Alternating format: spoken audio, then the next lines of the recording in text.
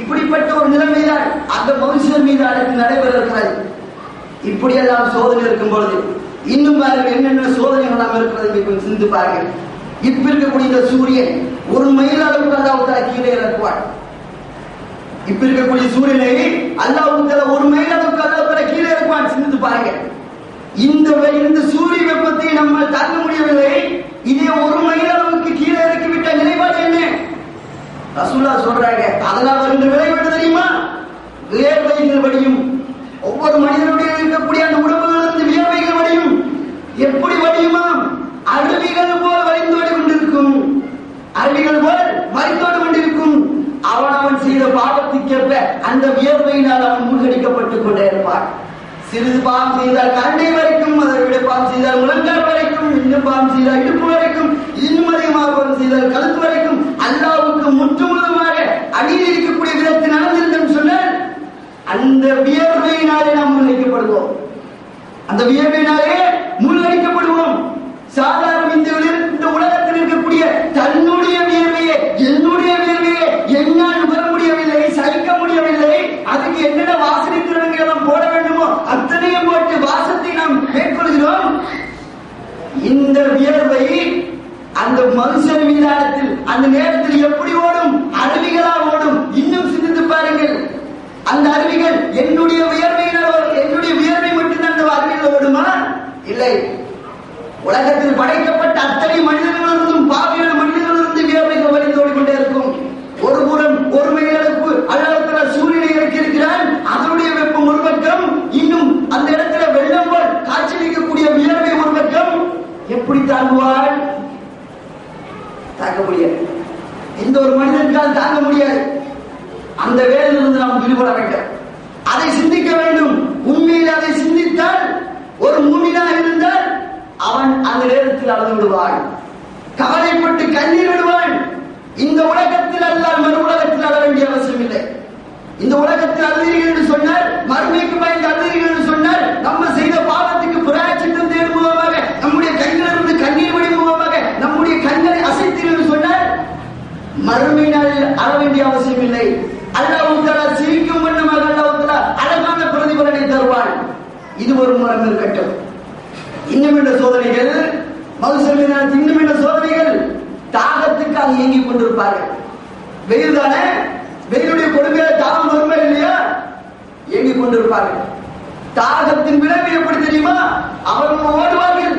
ஹவுல் கோவில் என்று சொல்லக்கூடிய நீர்த்தடாகத்தை அல்லாஹ் தஆலா ஏற்படுத்தி வைத்திருப்பார். ஹவுல் கோவில் என்று சொல்லக்கூடிய நீர்த்தடாகத்தை அல்லாஹ் தஆலா ஏற்படுத்தி வைத்திருப்பார். அதில் ஒரு முடல் தண்ணீரை குடித்து விட்டால் காலம் முழுவதும் அவனுக்கு நீர் தாகமே வராது. அப்படிப்பட்ட ஒரு உன்னதமான நீர். அந்த நேரத்தில் பாருங்கள் என்ன சம்பவம் தெரியுமா? ரசூலுல்லாஹ்வுடைய உம்மத்துக்கு தண்ணீர் கொடுத்துக் கொண்டிருப்பார்கள். திடீரென்று ஒரு திரை அடைபட்டு விடும். திடீரென்று ஒரு திரை அடைபட்டு விடும். நபிகள் நாயகம் ஸல்லல்லாஹு அலைஹி வஸல்லம் மலக்குமார் சொல்றாங்க, அஸ்ஸாபி, என்னுடைய தோழர்கள், என்னுடைய உம்மத்தை விட்டு விடுங்க, ஏன் தடுக்கிறீர்கள் என்று சொல்கின்ற பொழுது அந்த மலக்குமார் சொல்வார்கள், உங்களுக்கு தெரியாது, உங்களுக்கு தெரியாது, இந்த உலகத்தில் செய்த காரியங்கள் உங்களுக்கு தெரியாது. நீங்கள் மரணத்தின் பின்னர் நல்லதுதானே என்று சொல்லி புதிதான நூதன அனுஷ்டானங்களை இவர்கள் மேற்கொண்டார்கள். புதிய கொள்கைகள் மக்கள் இவர்கள் சென்றார்கள். அதனால இந்த தடைகள் சொல்கின்ற பொழுது இல்லை, என்ன இருந்தால் என்னுடைய உம்மத்து தானே, ஒற்றுமைக்காக தடை செய்தார்கள். அடுத்தவர்கள் பிளவுபட கூடாது என்பதற்காக வேண்டி தடை செய்தார்கள். இயக்கம் வளர வேண்டும் என்பதற்காக வேண்டி தடை செய்தார்கள். ஒரு ஆட்சி வர வேண்டும் என்று ஆசைப்பட்டு தானே செய்தார்கள். விட்டுவிடுங்கள் என்னுடைய மலக்குமார் சொல்வார்களா? சொல்ல மாட்டார்கள். நாசமா போகட்டும். யார் அத்தனை பேர் யாருக்கு குர்ஆன் ஹதீஸை பின்பற்றாமல் மனோயிச்சைக்கு கட்டுப்பட்டு நல்லதுதானே, ஊர் ஒற்றுமை தானே முக்கியம் என்று சொல்லி பின்பற்றி நடந்தார்களே, இவர்களை பார்த்து நபிகள் நாயகம் ஸல்லல்லாஹு அலைஹி வஸல்லம் சொல்வார்கள், 5 நேரம் தொழுதாலும் சரி, நோன்பு பிடித்தாலும் சரி, இன்னும் பிற வணக்கங்களை செய்தாலும் சரி, குர்ஆன் சுன்னா முறைப்படி நம்முடைய வாழ்க்கையை அமைத்துக் கொள்ளவில்லை என்று சொன்னால் அந்த நீர் தடாகத்திலே தண்ணீர் கிடைக்காது. அப்ப தண்ணீர் தடைபட்டு தண்ணீர் கிடைக்காமல் ஏமாந்து போகக்கூடிய காட்சி, அவருடைய காட்சிகளை கொஞ்சம் சிந்திப்பார்கள். நம்ம சொல்லுவோம், ஆசை காட்டி மோசம் செய்யும் சொல்லுவோம் நம்முடைய பாசை.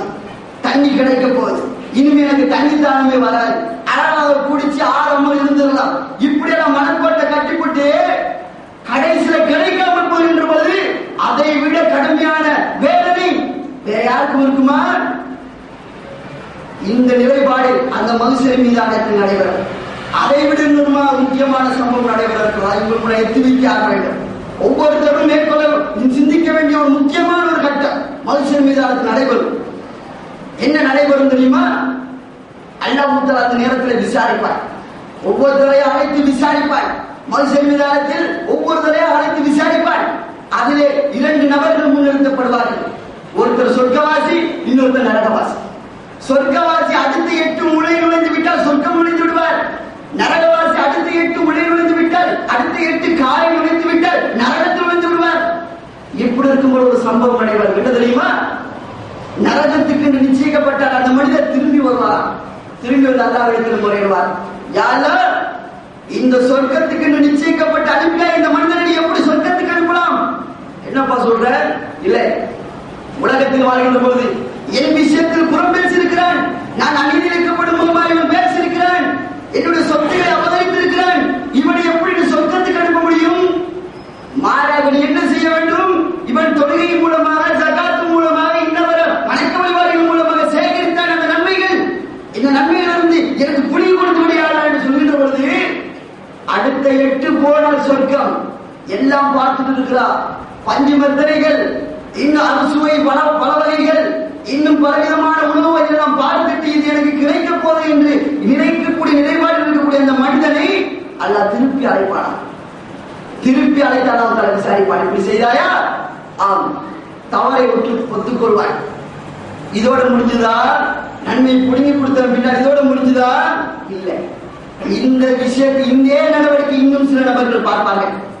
இதே நடவடிக்கையை இன்னும் சில நபர்கள் பார்ப்பார்கள். அவர்கள் யார் தெரியுமா? அவர்களும் இவன் மூலமாக பாதிக்கப்பட்டவர்கள். அவர்களும் இந்த அடியார் மூலமாக பாதிக்கப்பட்ட மனிதர்கள். அவர்கள் சொல்வார்களாம், அவர்கள் வரிசை அவர்கள் யாரா, நானும் பாதிக்கப்பட்டிருக்கிறேன், நானும் இவன் விஷயத்தில் எனக்கு என்ன இவன் பாதிப்புள்ளான முறையில் நடந்திருக்கிறான், என் சொத்துக்களை அபகரித்திருக்கிறான், யாரா எனக்கு நன்மை புடிங்கி கொடுத்து விடு, எனக்கு நன்மை புடிங்கி கொடுத்து விடு சொல்லி ஒவ்வொருத்தரா வந்து சொல்ல நன்மைகளை கொஞ்சம் கொஞ்சமா அல்லாஹ் தஆலா புடிங்கி கொடுத்து விடுவான். கடைசி என்ன தெரியுமா நிலைப்பாடு?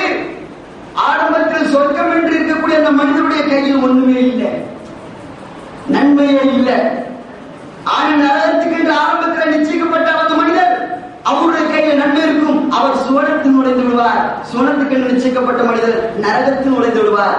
இப்படி நரகத்தில் நுழைந்தாரே ரசூலுல்லாஹ் சொல்றாங்க, இவனை வீட்டா பங்களத்துக்காரன் வேற யாரும் கிடையாது, இவனை விட நஷ்டவாளிகள் யாரும் கிடையாது. நெற்றி கருத்து தொழுதிருப்பான், இந்த வேற வணக்கங்கள் எல்லாம் செய்திருப்பான். செய்தது ஒரே ஒரு விஷயம்தான், அடியார்கள் விஷயத்திலே மோசடி செய்தார், அடியார்கள் விஷயத்திலே பணது பாதிக்கும் மூலமாக இவன் மேற்கொண்டான். அதனால் வந்த விளைவு என்ன? செய்த நன்மைகள் எல்லாம் அழிந்து விட்டது. செய்த நன்மைகள் எல்லாம் வந்த இடத்திலே அடுத்தவர்களுக்கு இலவான முறையில் கொடுக்கக்கூடிய நிலைமை ஏற்பட்டு விட்டது, பறித்து விட்டு சொல்லக்கூடிய நிலைமை போன்று. அப்ப இதுவெல்லாம் மனுஷன் மீதானது நடக்கும். அது மட்டுமா? இப்படி எல்லாம் இங்கே இந்த பிரச்சனை நடந்து கொண்டிருக்கின்ற பொழுது அப்பொழுதுதான் அந்த இடத்திலே காட்சியளிப்பார்கள். மலக்குமார்கள் தன்னுடைய இறைவனுடன் அணியணியாக வருவார்கள். தன்னுடைய ரப்புடன் அணியணியாக கொஞ்சம் சிந்தித்து பாருங்கள். வருகின்ற பொழுது எப்படி இருக்கும் சிந்தித்து பாருங்கள். இப்படி எல்லாம் வேதனை கொடுக்கப்படுகின்ற பொழுது அல்லாஹ் தஆலா வருவான். யார் கூட? மலக்குமார்கள் கூட அணியணியாக மலக்குமார்கள் வர அல்லாஹ் தஆலா வருவான். அது மட்டுமா?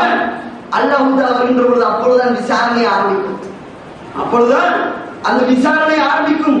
அல்லாஹ் தஆலா சொல்கிறான், வத்தகு யௌமன் துர்ஜஊன ஃபீஹி இலல்லாஹ். அந்த நாளில் அல்லாஹ்வின் பக்கம் திரும்பி கொண்டு வரப்படும் நாளை நீங்கள் அஞ்சிக் கொள்ளுங்கள். அல்லாஹ் ஒருவன், எல்லாரும் திரும்ப கொண்டு வரப்படுவார்கள். யார் யாரெல்லாம் இந்த உலகத்தில் பிறந்தார்களோ அத்தனை மனிதர்களும் அந்த அல்லாஹ்வின் முன்னாடி நிறுத்தப்படுவார்கள், முன்னிறுத்தப்படுவார்கள் தீர்ப்பு வழங்குவதற்காக, ஜட்ஜ்மெண்ட் வழங்குவதற்காக. மலக்குமார் ஒரு புறம் இருக்க, அல்லாஹ் தஆலா இன்னொரு புறம். மலக்குமார் இதற்கு அது பின்னால் வரும் சம்பவம். வேதனை செய்வதற்காக வேண்டி அவர்களை அல்லாஹ் தஆலா படைத்திருக்கிறார். அந்த நரகவாசிகளை வேதனை செய்வதற்கு சில மலக்குமார்களை அல்லாஹ் தஆலா படைத்திருக்கிறார். அதே போல இப்ப விசாரிக்கக்கூடிய கட்டம் அல்லாஹ் இருக்கிறான், மலக்குமார் இருக்கிறான். இப்ப விசாரிக்கக்கூடிய கட்டம் எப்படி தெரியுமா விசாரிப்பா? நல்லவர்கள் தீயவர்கள் அப்படி அல்லாஹ் தஆலா ஒன்று பிரிப்பார். நல்லவர்கள் வேறு, தீயவர்கள் வேறு என்று அல்லாஹ் தஆலா ஒன்றாக பிரிப்பார். பிரித்ததன் பின்னர் விசாரணை நடைபெறும். விசாரணை நடைபெறுகின்ற பொழுது நம்ம அந்த இடத்துல எவ்வளவுதான் சமாளிச்சாலும் சரி விடுபடாது. நம்ம நாவுகளை அசைக்க நினைப்போம், பொய் சொல்வதற்காக தப்பிப்பதற்காக நினைப்போம், நாவுகள் அசையாது. அந்த இடத்துல நாவுகள் அசையாது. அல்லாஹ் சொல்லி காட்டுகிறான், யௌம தஷ்ஹது அலைஹிம் அல்சினத்துஹும் வ ஐதீஹிம் வ அர்ஜுலுஹும் பிமா கானூ யஅமலூன். நாவுகளும் கைகளும் கால்களும் அவர்கள் அறியாத விதத்தில் அவர்கள் செய்ததற்காக வேண்டி சாட்சி சொல்லுவோம்.